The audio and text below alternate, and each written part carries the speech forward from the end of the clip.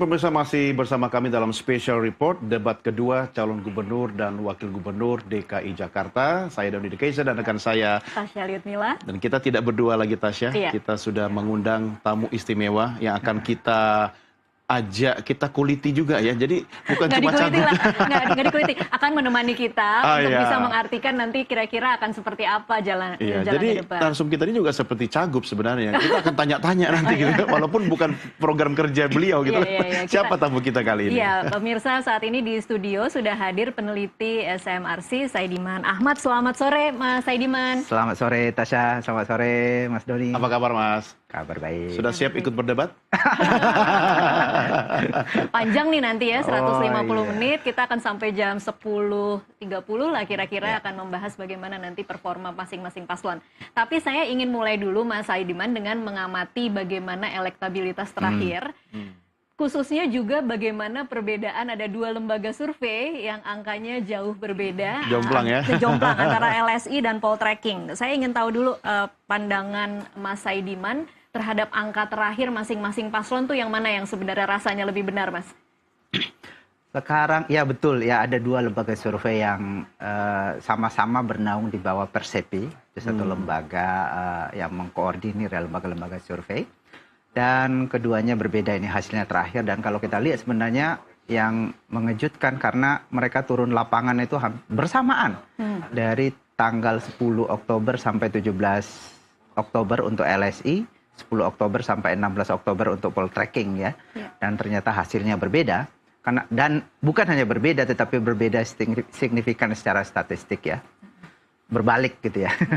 Dan menurut kami pasti ada salah satu yang keliru dari dua ini. Kita tidak bisa mengatakan dua-duanya mungkin sama gitu. Karena kalau mereka menggunakan metodologi yang sama dan waktunya bersamaan, rasanya tidak mungkin berbeda secara signifikan. Kalau perbedaannya masih di dalam margin of error, tentu saja kita bisa mengatakan ya ini masih dalam margin of error, itu ditoleransi secara statistik.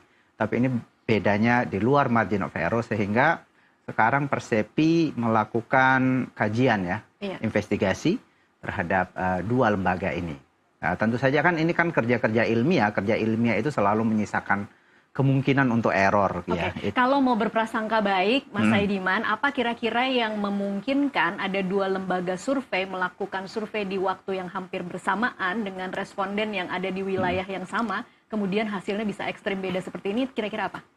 Ada dua kemungkinan. Yang pertama ada salah satu di antara mereka yang secara metodologi keliru, atau ketika mereka survei di lapangan keliru, itu yang pertama. Yang kedua, ada salah satu di antara dua lembaga survei ini yang mengeluarkan data yang tidak benar, berbohong. Dengan secara sengaja begitu ya? Misalnya secara sengaja atau tidak sengaja, karena itu kemudian perlu ada investigasi yang serius. Misalnya, ini kita harus melihat bahwa Jakarta ini memang wilayah yang unik. Ini agak berbeda dengan wilayah-wilayah lain. Ini adalah ibu kota. Di sini kelas menengah ke atas kan sangat tinggi dan biasanya kelas menengah ke atas ini ciri-cirinya adalah agak sulit ditemui di lapangan. Ya saya dulu juga ikut survei langsung ke lapangan, itu sangat sulit di Jakarta karena itu ada potensi penggantian responden yang cukup besar. Jadi response rate-nya bisa sangat tinggi di Jakarta. Karena itu perlu agak teliti di sana untuk misalnya kalaupun ada responden pengganti itu kalau di kami di SMRC kami akan bisa mengganti responden tetapi profilnya harus sama gitu ya. Karakteristik individualnya itu harus sama dengan yang diganti. Oke, ini maksudnya mengganti adalah mengganti dari survei pertama ke survei kedua atau mengganti seperti apa? Jadi misalnya secara random kita menemukan Mbak Tasya atau Mas Doni kena random, maka kita harus wawancara. Wawancara Anda gitu. Tapi Anda tidak mau wawancara. Karena itu kita harus ganti. Ada proses pengganti. Tasya waktu itu tidak di tempat, diwakili oleh pekerja yang berada di rumah, bisa terjadi seperti itu, Mas? Kalau di kami tidak bisa. Nggak boleh ya? Kami harus menggantinya juga ada prosedurnya. Prosedur untuk memilih Tasya kan ada itu serangkaian prosedur sampai ke responden. Nah, ini menariknya biar perbincangan kita lebih tajam ya soal elektabilitas ini kita perlu kulik lagi, tapi tentu harus berdasarkan data ya, Mas Saidiman. Saya kita ajak pemirsa untuk bertemu dengan rekan kita Gati Kamka yang sudah siap untuk dengan ulasan grafisnya. Gati, silahkan.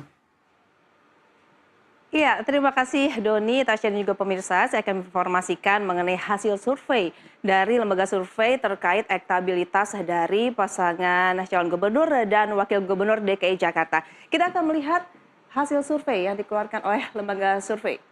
Elektabilitas Cawagup Pilkada DKI Jakarta, di mana ada 3 lembaga survei yang dikeluarkan, yaitu hasilnya, di mana kita akan mengawali dari lembaga survei Carta Politika. Hasil survei dikeluarkan yaitu sejak tanggal 19 hingga 24 September 2024, di mana Carta Politika mengeluarkan hasil survei untuk pasangan Ridwan Kamil dan juga Suswono, yaitu sebesar 48,3%. Sedangkan untuk pasangan dari Dharma Paringkun dan Kunwardana, yaitu 5,6%, sedangkan Pramono Anung Rano Karno yaitu 36,5%. Sedangkan yang belum menentukan pilihan yaitu sebesar 9,6%. Lalu kita akan bergeser ke lembaga survei Poltreking Indonesia, di mana hasilnya dikeluarkan yaitu survei dari tanggal 9 hingga 15 September 2024, di mana Poltreking mengeluarkan hasil yaitu untuk pasangan Ridwan Kamil dan juga Suswono yaitu sebesar 47,5%. Dan untuk pasangan Dharma Paringkun dan Kunwardana yaitu 5,1%. Dan Pramono Anung Rano Karno yaitu 31,5%. Sedangkan yang belum menentukan yaitu 15,9%. Dan lembaga survei yang terakhir yaitu LSI, di mana ini adalah yang paling besar persentasenya untuk pasangan Ridwan Kamil dan juga Suswono, di mana perbedaan hasil ini cukup signifikan, yaitu dihasilkan 51,8%. Ini adalah untuk periode 6 hingga 12 September 2024. Sedangkan Dharma Paringkun untuk Kunwardana itu sebesar 3,2%. Untuk Pramono Anung Rano Karno 28,4%, dan juga yang belum menentukan yaitu sebesar 16,6%. Dan kita akan melihat lagi hasil yang paling terupdate dari 2 lembaga survei. Perbedaan hasil elektabilitas untuk paslon Pilkada Jakarta 2024. Untuk LSI yaitu periode 10 hingga 17 Oktober. Dengan hasil Ridwan Kamil Suswono itu 37,4%. Untuk hasil pasangan Ridwan Kamil Suswono dari lembaga Poltreking untuk periode 10 hingga 16 Oktober yaitu memperoleh 51,6%. Ini hasilnya cukup signifikan begitu. Untuk pasangan Dharma Paringkun Wardana untuk LSI mengeluarkan data itu 6,6%, sedangkan Poltreking yaitu 3,9%. Untuk pasangan Pramono Anung dan juga Rano Karno, LSI mengeluarkan hasil survei yaitu 41,6%, sedangkan untuk Pramono Anung dan Rano Karno 36,4%. Ya, itulah tadi hasil survei dari lembaga survei yang telah dikeluarkan. Kembali ke Doni dan juga Tasya. Ya, Gati, terima kasih atas ulasannya yang sangat komprehensif. Kita diajak juga untuk mundur sejenak waktu data sebelum debat pertama. Dan yang paling mencengangkan, maafkan Mas, istilah saya mencengangkan, karena antara Poltreking dan LSI ini sangat signifikan. Tapi sebelum Anda komentari sebagai seorang ilmuwan, kita coba kembali lagi, Tasya, ke lokasi di kawasan Beach City International Stadium.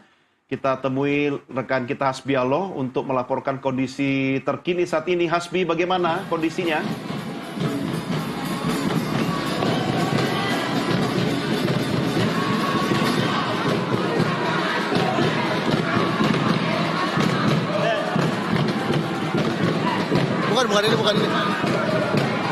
Bukan ini.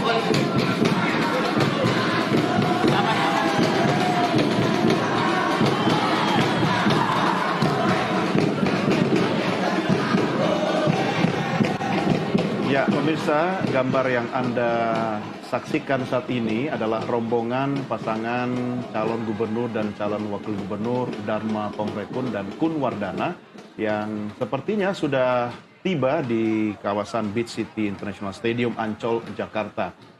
Ya, tadi kami sudah berusaha untuk menghubungi jurnalis Hasbi Aloh di sana, tetapi Hasbi memang masih berada di kawasan atau di area di mana banyak simpatisan berada, sehingga pada saat kami melempar gambar ke Ancol, ternyata calon gubernur dan calon wakil gubernur nomor urut 2, Dharma Kun, itu sudah tiba di lokasi debat di Ancol, Jakarta. Dan tadi juga kita saksikan ya Tasya bahwa ternyata sudah lengkap semua simpatisan dari ketiga pasang calon gubernur dan calon wakil gubernur. Ya mudah-mudahan nanti yang rame bukan simpatisannya tapi idenya ya. Iya. Bagaimana mereka kemudian berdebat, menjual tanda petik ide yang bisa memberikan harapan kepada masyarakat. Namun tentu tetap harus menjaga kondusivitas keamanan di lokasi debat berlangsung. Kalau menurut aturan KPU, Doni, memang masing-masing paslon itu hanya diperbolehkan membawa 105 orang 105 ke dalam yang di dalam dalam lokasi ruangan, ya. Itu 75 simpatisan dan 30-nya anggota tim ses. Dan tidak diperbolehkan membawa atribut. Karena atribut itu nanti dianggap mengganggu jalannya debat. Gitu. Itu di dunia nyata. Di dunia maya kan tak terbatas iya, ya. Dan biasanya riuhnya memang di dunia maya ya. Oke, kita kembali lagi mengkritisi soal dua hasil survei Mas Saidiman antara Poltreking dan LSI. Bagaimana mencermati dan kemudian menjelaskan secara akademik soal dua hal yang sangat signifikan perbedaannya itu, Mas? Ya, saya kira itu